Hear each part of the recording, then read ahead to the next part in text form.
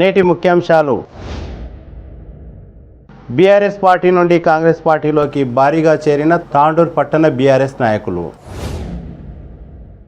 రాష్ట్ర BC commission సభ్యులు శివప్రత్ పాటిల్ను కలిసిన ఎమ్మెల్యే పైలట్ రోహిత్ రెడ్డి.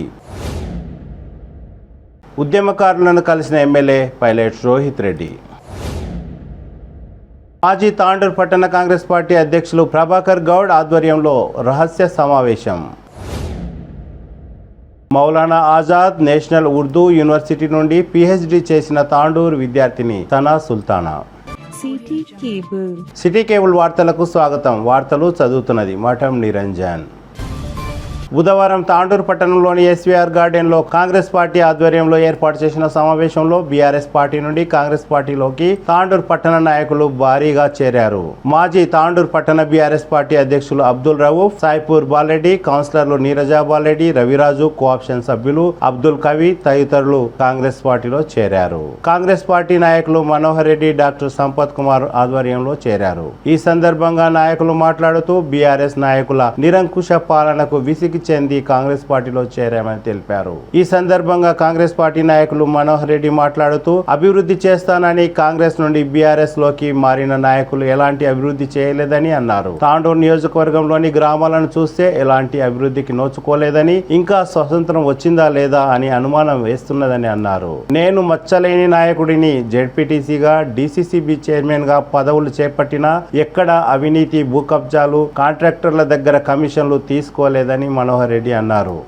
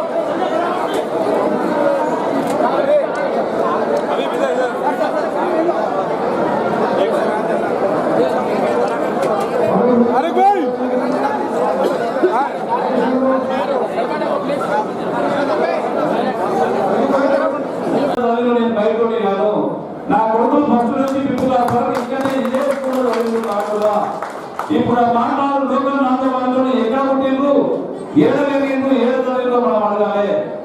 ఈ ప్రాంతంలో నాకు వ్యాపారాలు ఉన్నాయి. దూరంలో చెప్పి ఎక్కడ మీ వ్యాపారాలు ఎక్కడ ఉన్నాయో తెలియదు, కానీ మనకున్నటువంటి బిజినెస్ అన్ని కూడా తాండూరులో ఉన్నాయి. మన దూరంలో కూడా మనం ఇక్కడనే మనలకు తాండూరు వాసులకే మనం ఎంప్లాయ్మెంట్ ఇస్తా ఉన్నాము. నీవు లోకల్ అంటున్నావు, నీవు తాండూరు ప్రజలకు ఎంతమందికి ఎంప్లాయ్మెంట్ ఇచ్చినావు, ఎంతమందికి ఉద్యోగాలు ఇస్తున్నావు ఒకసారి చూసుకోవాలనుకుంటున్నా. నేను ఒక 32 సంవత్సరాల నుంచి రాజకీయం చేస్తా ఉన్నా. ఈ రోజు వరకు ఒక మచ్చ లేకుండా రాజకీయం చేస్తా ఉన్నా. ఒక జడ్పీటీ చేసిన ఒక జడ్పీటీ ఇలాగే చేయాలి, మనవాళ్ళకి చేస్తామని చెప్పి ఈ రోజు కూడా చేసుకుంటున్నాను. కానీ ఆ జడ్పీటీ చేసినప్పుడు కానీ ఒక డీసీసీబీ చైర్మన్ ఇప్పుడు నేను చేస్తా ఉన్నాను. ఈ రోజు 9 తెలంగాణలో 9 డీసీసీబీ చైర్మన్ గా నేను ప్రమాణ స్వీకారం చేసినప్పుడు 600 కోట్లు ఉన్నటువంటి డీసీసీబీని ఈ రోజు 3 సంవత్సరాల్లో ఈ రోజు దాదాపు 2000 కోట్లు తీసుకెళ్ళాను. ఎక్కడ కూడా అవినీతి చేస్తారని లేకుండా మీరు ఒక్కటి ఇప్పుడు ఒకటి ప్రూవ్ చేయండి. ఒక తెల్ల పేపర్ లాగా మనం పనిచేస్తాం. నేను ఎక్కడ కూడా భూదంతాలు చేయలేదు, ఎక్కడ కూడా భూదంతాలు వెళ్ళలేదు, ఎక్కడ కూడా కమిషన్లు తీసుకోలేదు. ఒక ట్రాన్స్పరెంట్ గా మనం పరిపాలించాం. రేపు మీ అందరూ కూడా నాకు అధికారం ఖచ్చితంగా చేసిన తర్వాత కూడా ఈ రోజు నేను ఏదైతే చెప్తున్నానో దానికి కట్టుబడి నిస్వార్థంగా నేను పనిచేస్తా. ఎక్కడ కూడా కమిషన్లకు కట్టుబడి లేకుండా ట్రాన్స్పరెంట్ గా నేను పనిచేస్తానని చెప్పి మీ అందరూ ప్రమాణం చేస్తాను.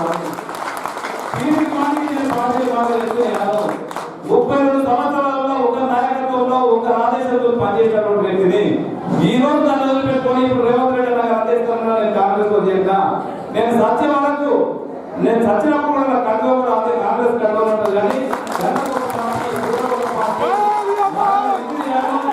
అది లేదు, రేపు మారని కూడా మీ ముందర ప్రమాణం చేసి చెప్తా ఉన్నాను.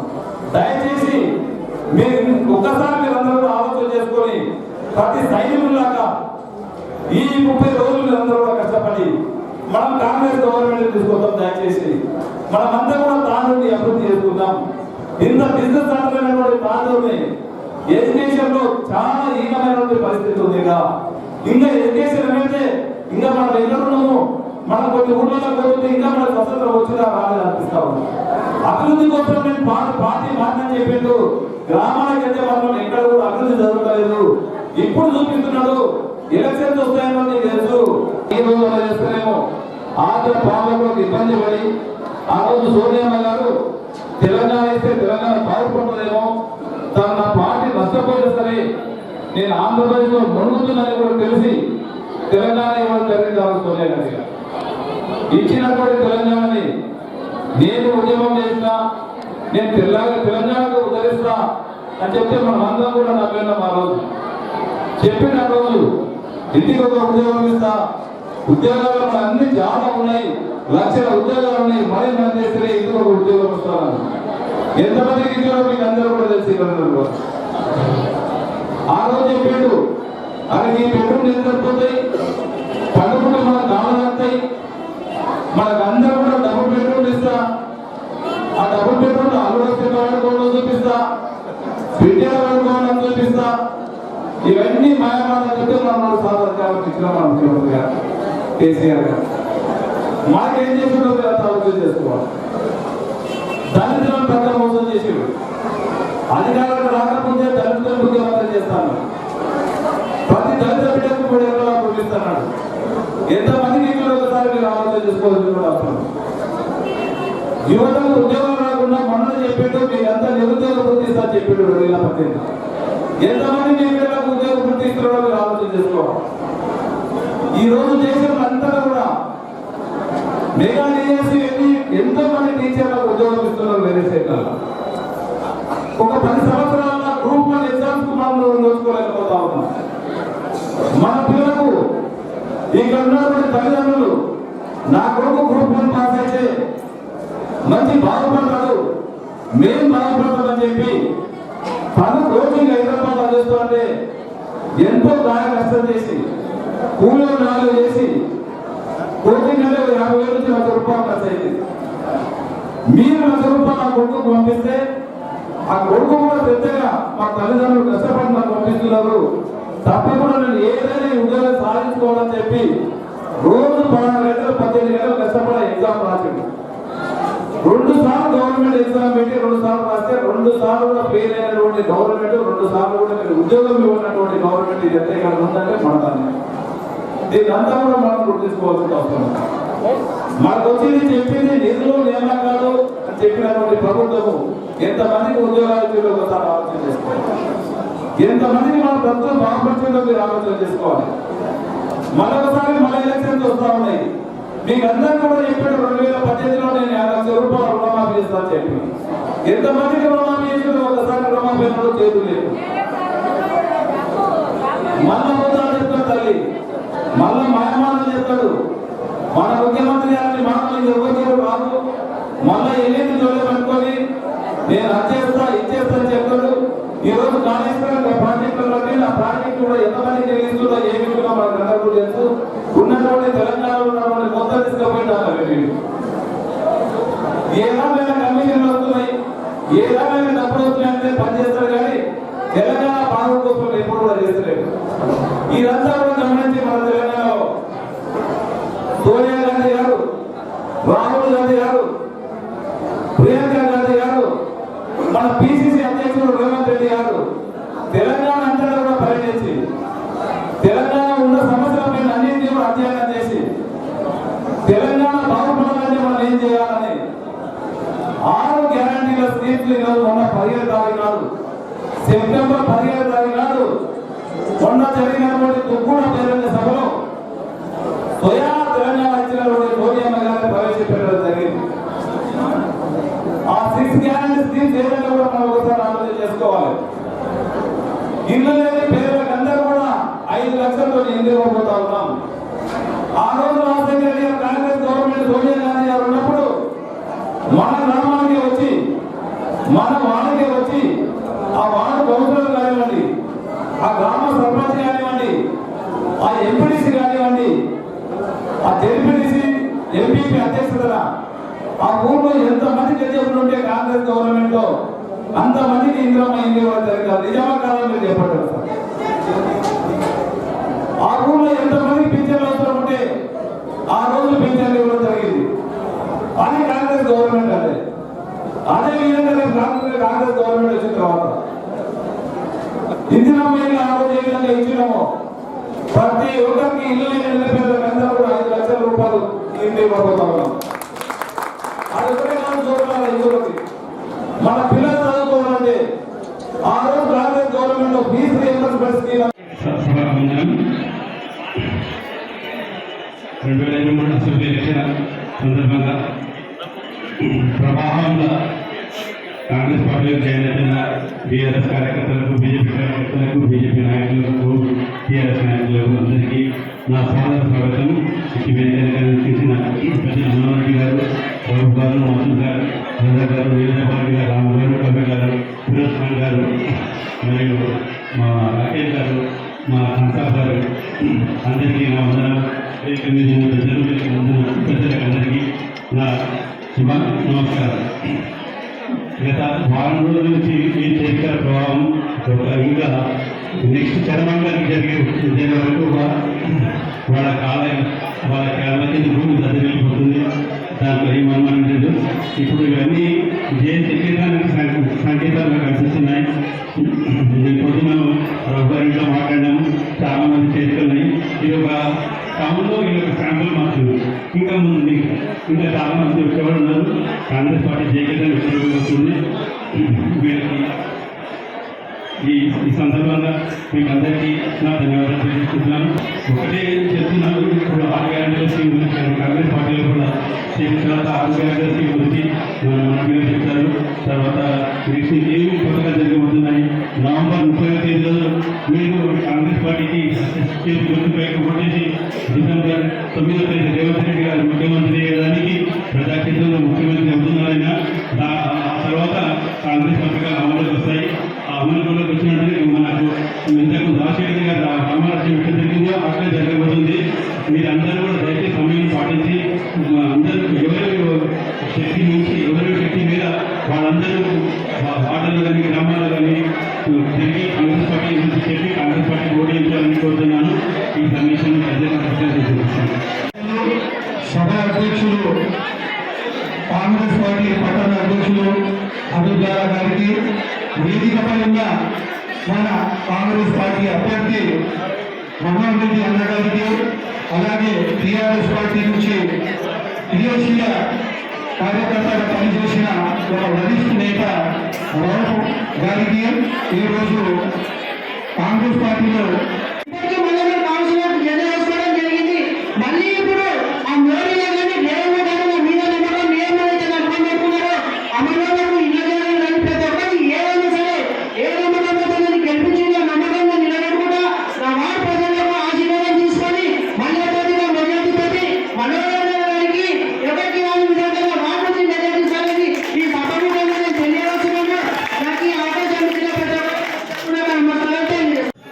ఈరోజు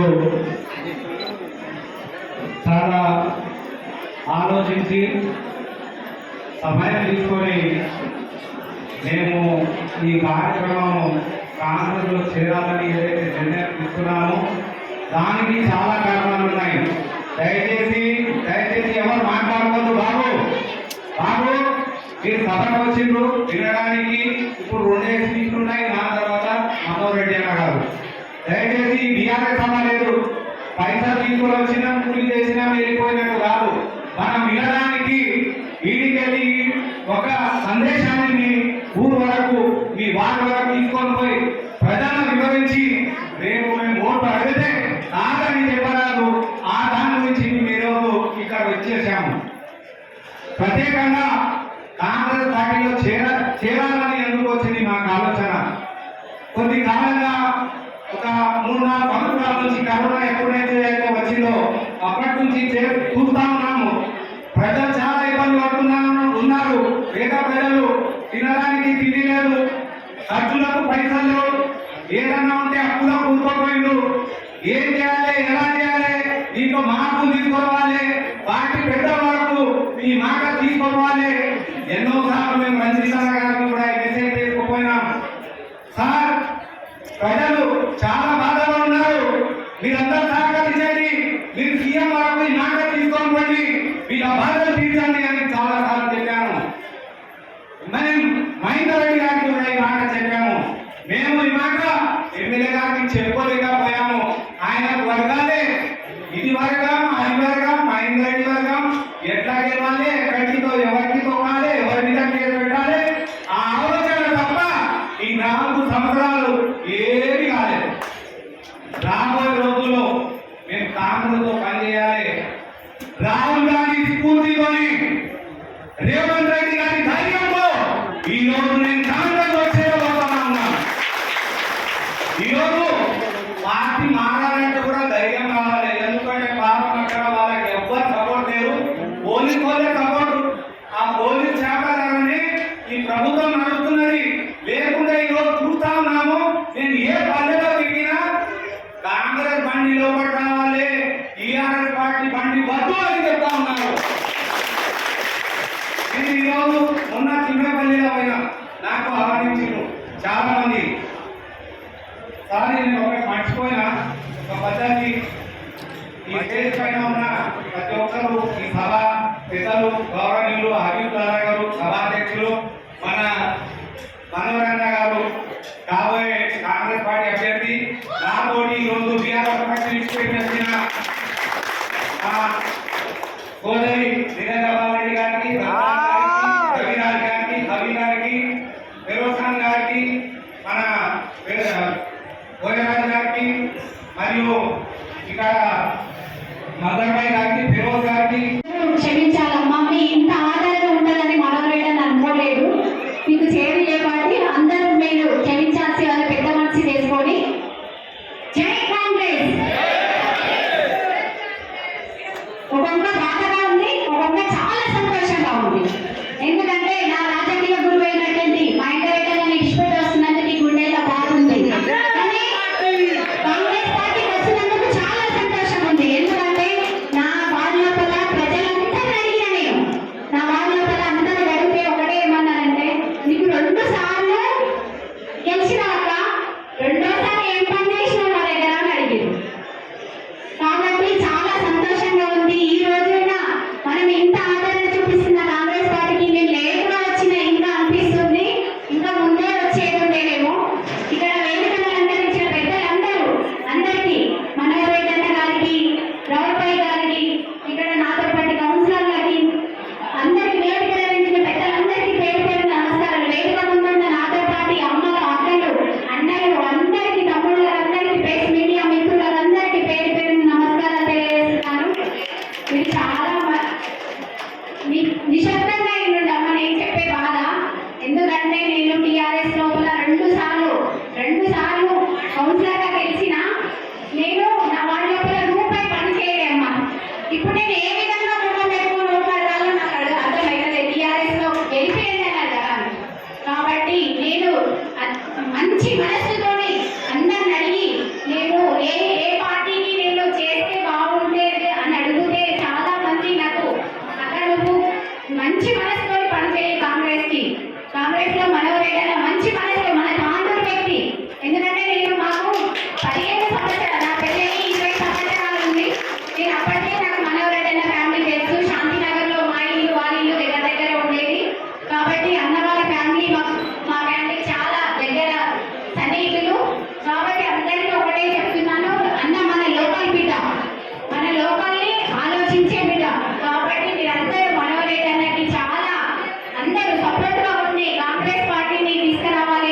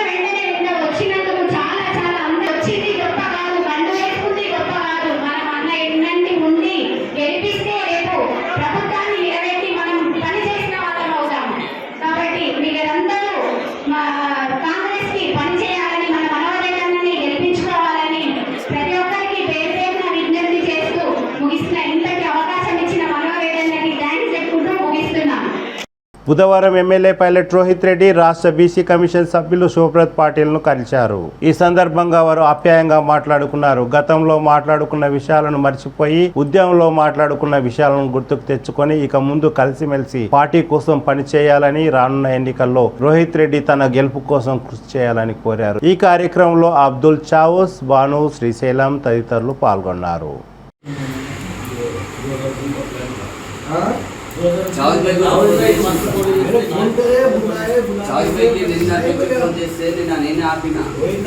हमारा गुस्सा है थोड़ी देर का है, वैसे देर तो गुस्सा काम में नहीं आता. हमारे ऑर्डर है हमारे बाया लड़ लेते फिर नहीं लड़ते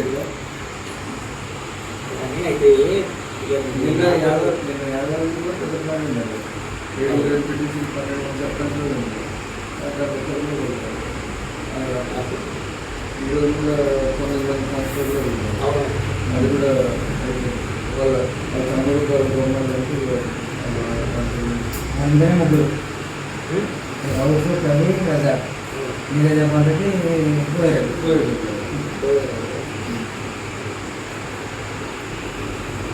ఇంకా మసూద్ అంటే ఆయన మనిషి ఇంకా లోన్ अब चलते रहता साहब ये अपने को 2 दिन तक पहले कंट्रोल कर लेंगे, लेट चले तो पार हो जाते हैं. खत्म हिम्मत के ऊपर है. या చూడండి అయితే నా నుంచి తప్పులు జరుగుతుంటే అన్నీ కట్టబెట్టి నేను తమ్ముడు లాంటి అదే మళ్ళీ మళ్ళీ ఉద్యోగం కలిసి ఉండాలని అయితే అయినాయి తప్పులు అయినాయి. దాన్ని ఐఎమ్ రియల్లీ సారీ. అవన్నీ పట్టించుకోకుండా మీరు కలిసి ముందు ఉంది ఒక బ్రదర్ లాగా ముందు కనిపించాలి.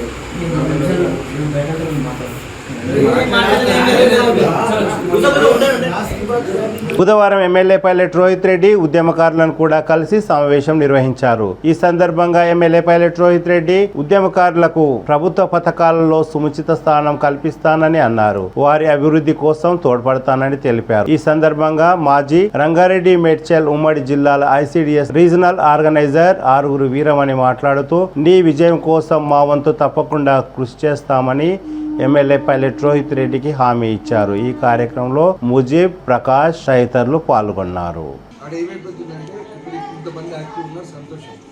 యాక్టివ్ లేని వాళ్ళది కూడా లిస్ట్ తీసుకొచ్చి ఇస్తున్నారు. అది పద్ధతి కాదు. ప్రకాష్ అదే చెప్తున్నా ఉన్న విషయం. ఈరోజు నేను ఓపెన్ మాట్లాడుతున్నా. మీ ముందర నేను ఏదో దాచిపెట్టేది లేదు. నేను మీ ముందర నేను అబద్ధాలు చెప్పాల్సిన అవసరం లేదు. మనం అందరం కూర్చున్నాము, జైళ్ళల్లో పోయినాం. మీ అందరికంటే ఎక్కువ కేసులు నా మీద అయినాయి. అది కూడా మీకు అందరికీ తెలుసు. అయితే అయినా కానీ మనం తప్పకుండా మన ప్రభుత్వం రాబోతా ఉంది. మీ అందరి ఆశీర్వాదంతో, తాండూరు ప్రజల ఆశీర్వాదంతో నేనే మళ్ళీ ఎమ్మెల్యే కూర్చోబోతున్నా. అది ఓడొచ్చినా ఏదొచ్చినా మనం అన్నిటికీ తయారవుతాం. ఇంకా పెద్ద పెద్ద ఇబ్బందులనే ఎదుర్కొని ఈ దాకా వచ్చినాం. ఈరోజు దేశంలో తాండూరుని ప్రపంచానికి తెలిసేటట్టు చేసినాం. దేశంలో ప్రతి ఒక్కరికి కూడా ఒక 3 నెలల్లో రోహిత్ రెడ్డి తాండూరు అనేది మొత్తం అంతా కూడా చేసినాం. ఇది గొప్పగా 100 కోట్లు కాదు, 1000 కోట్ల కాంట్రాక్ట్లు కాదు, ఢిల్లీలో నామినేషన్ పదవులను కూడా మనం చీకొట్టేసి మనకు తాండూరు ముఖ్యమని చెప్పేసి ఇప్పుడు వచ్చిన వాళ్ళం తాండూరులోనే ఉండాలి, తాండూరులోనే సావాలని డిసైడ్ చేసి అంత పెద్ద జూబ్లీలో బంజారాలో కట్టేది ఆడ కాదు, తాండూరులో కట్టాలని చెప్పి తాండూరులో కట్టిన వాళ్ళం మనం. ఈరోజు రాష్ట్రంలో ఏ ఎమ్మెల్యే కూడా నియోజకవర్గంలో ఇటువంటి ఇల్లు కట్టుకోలేదు. చాలా మందికి ఇంతకంటే పెద్ద ఇల్లులు ఉన్నాయి. కానీ ఏడుంటాయి ఇల్లులు? నియోజకవర్గంలో ఉంటాయా? హైదరాబాద్లో ఉంటాయి. హైదరాబాద్లో జూబ్లీలో బంజారాలో ఇంకెన్నో ఉంటాయి. కానీ నేను అట్లా కాదు. నాకు తాండూరు అంటే అదొక అటాచ్మెంట్ ఉంది, బాండింగ్ ఉంది. కాబట్టి మనం చేస్తున్నాం. ఇక తప్పకుండా మీ అందరికీ కూడా న్యాయం చేసే బాధ్యత నేను తీసుకుంటున్నాను. నేనేమంటున్నా అంటే మీరు ఎవరైనా ఒకరు మీరు బాధ్యత తీసుకొని, ఒకరు ఇద్దరు బాధ్యత తీసుకొని వాళ్ళు మిగతా అంశాలన్నీ కోఆర్డినేట్ చేసేటట్టుంటే తప్పకుండా అందరికీ కూడా న్యాయం జరుగుతుంది. ఇప్పుడు ఎలక్షన్ అయిపోయినా మళ్ళీ మనకి ఇప్పుడున్న గృహలక్ష్మిలు, దళిత బంధువులు, మైనారిటీ బంధువులు, బీసీ బంధువులు అన్నీ రిలీజ్ అయిపోయాయి. మొన్న దేవుని దేవాలో ఒక మంచి వీడియో ఆపేయమ్మా నేను ఇచ్చిన అని చెప్పి నేను గొప్పగా చెప్పుకోగలుగుతాను. అంతేకాకుండా మాజీ కమిటీ డైరెక్టర్లు విషయంలో కావచ్చు, ఈ టెంపుల్ కమిటీలలో కావచ్చు అకామిడేట్ అనేది నేను చేయడం జరిగింది.